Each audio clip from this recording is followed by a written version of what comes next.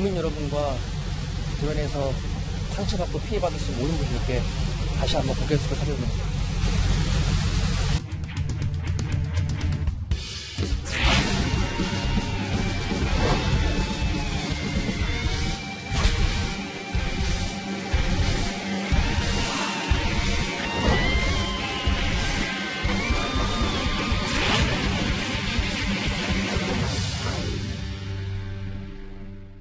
단톡방의 주역들이죠. 승리, 최종훈, 정준영 씨가 전 국민의 관심을 받은 지도 꽤 오랜 시간이 지났습니다. 수사는 막바지에 다다랐지만 이들 3명에겐 각자의 범죄 혐의를 다툴 더 많은 나날들이 남았는데요. 짐작컨대 살아온 인생의 최하점에 서 있을 그들의 현 상황을 짚어보도록 하겠습니다. 우정열 차장, 네. 일단 승리, 검찰이 어제 구속영장을 청구했는데 구속영장 심사 날짜 잡혔나요? 경찰이 그제 성매수 그리고 성매매 알선, 횡령 등의 혐의로 구속영장을 신청을 했고요. 어제 검찰이 구속영장을 청구했습니다. 이제 구속영장 심사가 법원에서 열릴 텐데요. 일정이 나왔습니다. 오는 14일, 그러니까 다음 주 화요일 오전 10시 반으로 예정이 되는데요. 승리 같은 경우는 혐의를 계속 부인해왔기 때문에 대부분의 혐의를, 그리고 구속이 아마 필요하지 않다라면서 아마 출석을 해서 이 부분에 대한 입장을 밝힐 걸로 보이는데, 성매수라는 새로운 혐의가 지금 구속영장에 들어갔단 말이죠. 그래서 구속영장 심사를 받으러 나오는 승리가 이 부분에 대해서, 새로 불거진 혐의에 대해서는 또 어떤 언급을 할지도 지금 시선이 모아지고 있죠. 범죄의 무게감은 분명히 있습니다만 과연 구속이 될까 하는 부분에 있어서는 의문을 가지는 분도 있어요. 왜냐하면 지금까지 경찰에 18차례 조사를 받으러 나오면서 단 한 번도 안 나오겠다고 거부를 한 적이 없거든요. 이렇게 되면은 도주의 우려가 없는 것 아니겠어요? 예, 그렇습니다. 도주 우려가 일단 좀 없는 것으로 판단이 될 수가 있고요. 네. 그다음에 문제는 이제 범죄 혐의 소명, 그다음에 증거인멸 우려, 이거 두 가지인데요. 증거인멸 우려는 일단은 범행을 부인하고 있기 때문에 이런 이론상으로 인정된다고 할 수 있습니다. 근데 문제는 이제 범죄 혐의의 중대성이라는 요건이거든요. 예를 들어서 이를테면 우리가 예비군 훈련 한 몇 번 안 나갔는데 분명히 부인한다고 영장 발부하지는 않거든요. 네. 어느 정도 범죄가 어느 정도 수준 이상이 돼야 된단 말입니다. 근데 첫 번째, 이 승리 씨가 지금 받고 있는 혐의가 중대한 혐의가 두 가지가, 첫 번째가 성매매 알선이거든요. 예. 이 경우는 지금 승리 씨가 동종 전과도 없고 또 이 성매매 알선이라는 것이 이런 상태에서 구속되거나 실형을 받는 사안은 아니란 말이죠. 아하. 그리고 이 성매매 알선의 내용도 보면요, 영업으로 알선을 해서 알선료를 취하한 게 아니라 일본인 상대로 성매매 알선 체크로 연결을 시켜주고 알선 대금을 전달해준 역할입니다. 자기 이득을 취한 건 아니었고요. 이런 내용이라면 통상 영업적인 성매매 알선과 조금 다른 불법성이 있습니다. 네. 그 다음에 이제 주된 혐의가 횡령인데요. 이 횡령도 내용을 보면은 버닝썬 회사 자금은 5억여 원 정도를 횡령했다, 이런 내용인데요. 네. 그런데 이 승리 씨 측은 이것이 브랜드 사용료다, 그 다음에 컨설팅 대금이었다, 이런 식으로 다투고 있는 내용이에요. 그렇다면 이런 정도의 내용이라면 본안 재판에 가서 유무죄를 은밀히 가려서 그때 인정이 되면 그때 죄책을 물어도 늦지 않거든요. 네. 수사 단계에서 벌써 구속을 해서 횡령이 맞아, 이런 식으로 사실상 범행 인정을 강요하는 듯한 모양이 되는 것도 좋지 않을 수도 있습니다. 그래서 이런 점들을 감안하면 이 승리 씨 구속 가능성은 높지 않다고 봅니다. 구속 가능성이 높지 않다고 했습니다. 위원님, 예. 경찰은 자신감을 보이고 있는데요. 예. 어떻게 예상하세요? 그런데 도 변호사님 말씀하신 거 맞아요. 이론상으로 제가 봐도 이게 상당히 좀 구속되기 어려울 것 같다, 이런 생각도 얼핏 들기는 하는데요. 예. 자, 맞습니다. 성매매를 본인이 직접 한 거는 아마 제가 알기엔 1년 이하의 징역입니다. 그리고 성매매 알선해봐야 3년 이하의 징역인데요. 여기서 우리가 하나 생각할 필요는 있어요. 일반적으로 성매매 알선 같은 경우를, 그런 범죄를 행사하는 사람들은 생계형입니다.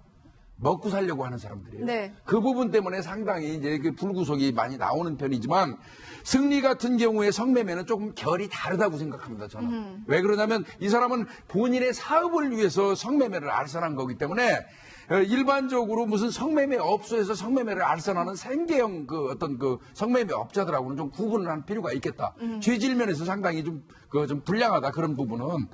저는 이제 그 부분에 좀 차관을 좀 했으면 좋겠다는 생각이 개인적으로 좀 들고요. 물론 생계형 성매매라고 해서 가벼운 죄라는 뜻은 그렇죠. 아니죠. 네. 절대 그런 뜻은 아니지만, 이 뭐 승리 같은 경우는 명백히 자신의 어떻게 보면 불법적인 사업을 위해서 성매매를 적극적으로 알선한 케이스에 속한다는 거죠. 유죄가 인정된다면. 예, 예. 그래서 조금 결이 좀 다르다. 저는 이제 그쪽에 중심을 좀 두고 좀 봤으면 좋겠다 하는 뭐 개인적인 생각입니다. 예. 예, 뭐 구속 여부는 아마 뭐 빠른 시일 내에 나오지 않을까 싶어요. 경찰 유착 부분에 대한 부분도 이제 구속영장에 좀 빠졌어요. 이 부분이 전 좀 아쉬운데요. 그쵸. 2016년 7월에 이 승리와 유 대표가 함께 있었던 그 몽키 뮤지엄이라는 클럽이 있습니다. 몽키 뮤지엄에 관해서 식품위생법 위반 신고가 들어왔는데 이것을 무마시켜준 혐의가 하나 윤총경과 관련된 혐의이고요.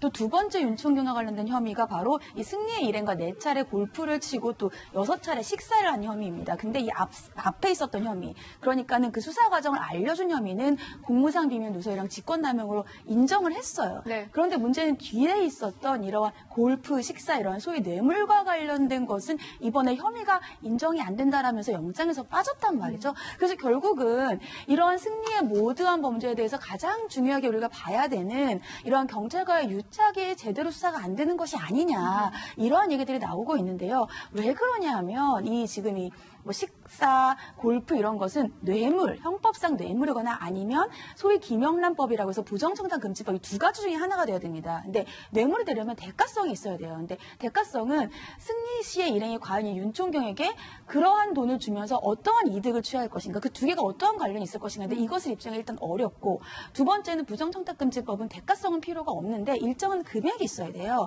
한 사람으로부터 100만 원 혹은 한 회계년도에 300만 원이어야 되는데 지금 이 금액, 식사, 골프 이런 것들을 과연 그 금액으로 측정할 수 있는 것인가.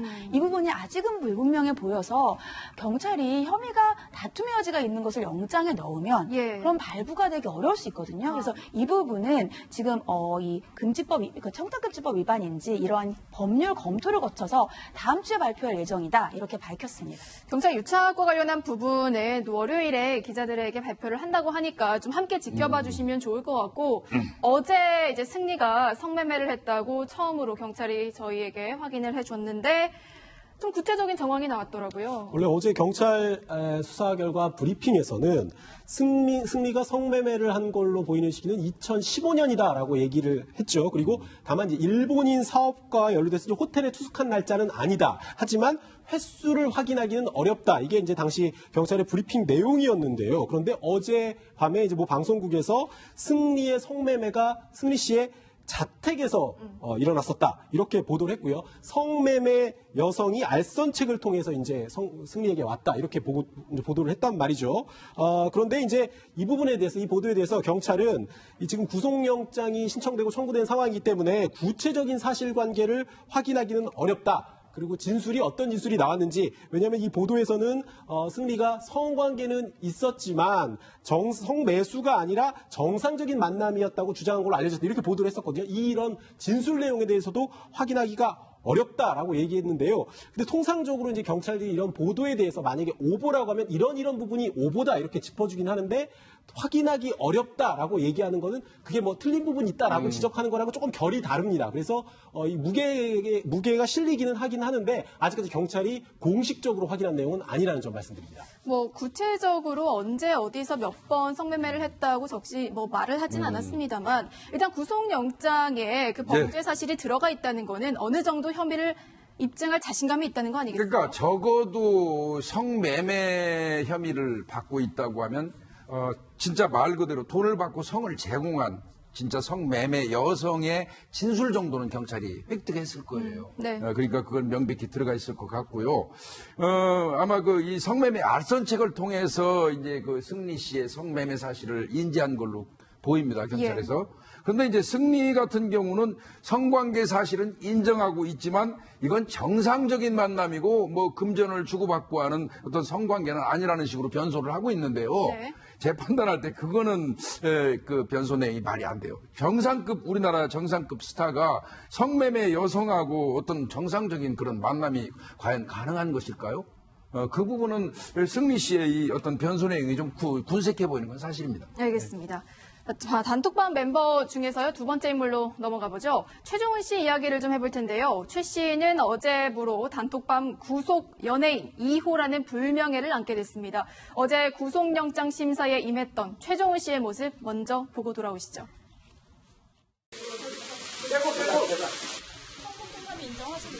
왜 혐의 부인하셨습니까? 하고 싶은 말 없습니까? 영장 심사에서 어떤 부분 소유하셨습니까? 피해자들한테 하고 싶은 말 없으십니까? 죄송합니다. 성폭행 혐의 인정하십니까? 왜 혐의 부인하셨습니까? 피해자들한테 하고 싶은 말 없습니까? 법정에 들어갈 때는 아무 말도 안 하다가 나올 때는 죄송합니다라고 두 번 정도 얘기를 했습니다. 결국 구속이 됐고요. 변호사님, 궁금한 게 구속영장 심사에 들어가 보면은 어느 정도 내가 구속이 되겠다 안 되겠다 감이 좀 오나요? 어느 정도는 좀 감을 잡을 수 있다고 할 수 있습니다. 근데 판사가 대놓고 말은 안 하는데 판사의 표정, 말 한마디, 뭐 심지어는 고개 숙의 각도 이런 데서도 어떤 게 보이거든요. 네. 판사 본인은 잘 모를 겁니다. 아하. 예. 그러니까 최종훈 승리 수가 씨도 없군요. 예. 여기서 뭐 그 좀 안 좋은 걸 느꼈는지 나오면서 이렇게 좀 태도 바뀌었지 않습니까? 표정이 좀 어두워졌어요. 예. 도 변호사님 판사 하셨으니까 이렇게 이제 얘기하시는데요. 이제 저희 같은 경우는 실질 심사에 그 피의자를 데리고 들어가잖아요. 그러면 이제 우리는 판사님 얼굴만 봅니다. 수사관들은. 얼굴만 봐도 그 판사님 표정만 봐도 아 이거 영장 발부된다. 네. 이게 감 잡을 수 있거든요. 네. 아마 본인은 오직 잘 알았겠습니까? 구속이 되고 또 생전 처음 보는 피해자들과 이제 지내면서 또 포승줄에 오갈 때는 묶이게 될 거고 참 여러 가지 생각이 들 거예요. 지금은 계속 범행을 부인하고 있는데 뭐 좀 신경의 변화가 있을 걸로 보세요. 이날 이제 구속영장 실질 심사를 마치고 포승줄에 묶여서 나왔습니다. 근데 이날이 이제 법정에 학생들이 견학 중이던 학생들이 있었던 거예요. 이 견학 중이던 학생들이 최종훈을 바라보면서 카메라로 사진도 찍고 아마 본인이 그동안에 느꼈던 카메라로 사진을 찍히는 거와는 전혀 다른 느낌을 느꼈을 거예요. 여기에다가 포승줄에 묶여서 이제 다시 이제 구치소로 들어가게 되잖아요. 그러면 그 안에서 정말 많은 생각들이 듭니다. 그리고 예. 굉장히 심리적으로 위축이 될 수밖에 없고 밖에 있는 상황을 변호인을 통해서 들을 수 있을지는 몰라도 자신이 스스로 알지를 못해요. 그렇기 때문에 많은 심경의 변화가 일어나고 일례로 최근에 박유천 씨가 구속되고 나서 많은 심경의 변화를 일으키지 않았습니까? 그렇죠. 그렇기 때문에 아마 이제까지는 부인으로 일관했을지라도 향후에는 조금 더 입장의 변화가 있을 수도 있다. 이런 가능성도 보입니다. 자, 그렇다면 마지막으로 단톡방 멤버 중에서 가장 먼저 구속된 정준영 씨 이야기도 좀 해보죠.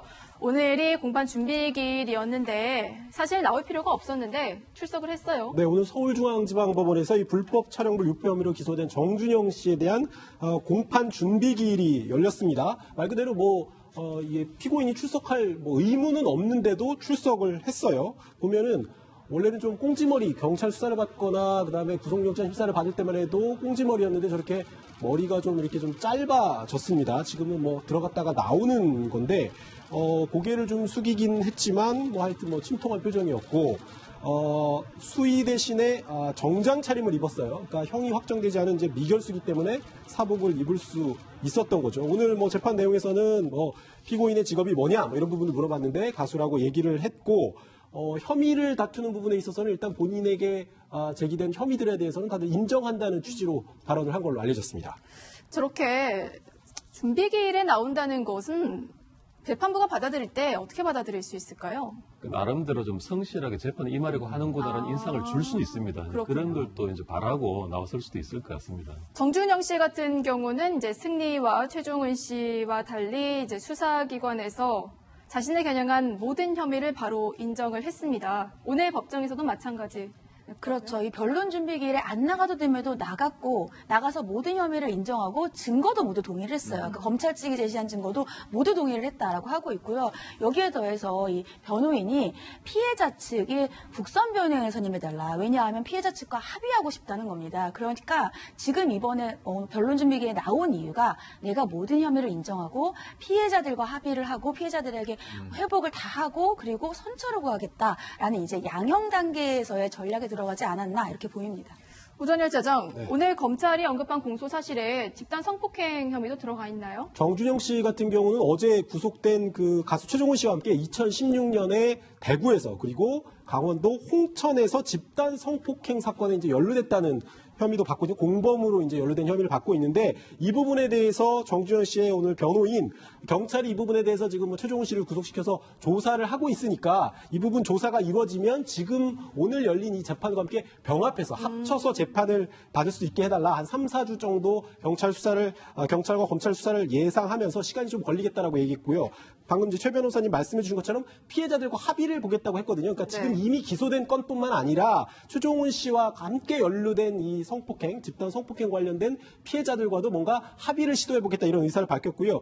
재판부에서 혹시 국민 참여 재판을 받기를 원하느냐 이렇게 물어봤는데 이 부분은 거부했습니다. 그러니까 뭐 필요 이상으로 이 부분이 좀 확대되는 것, 좀 재판이 좀 공개되는 것 이런 부분들에 대해서는 조금 거부감을 갖고 있는 것으로 보여요.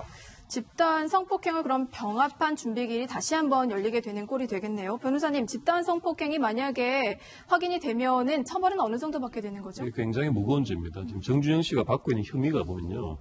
그 술에 취해서 의식이 없는 여성을 상대로 성관계를 했다는 그런 혐의인데 이것 자체가 준강간이라고 해서 강간하고 똑같이 처벌받거든요. 그런데 이게 2명 이상이 지금 관여한 것으로 되어 있기 때문에 그 특수가 붙습니다. 특수 준강간이 돼서 성폭법상에 그 5년 이상 무기까지 가능한 굉장히 중죄입니다. 그렇군요.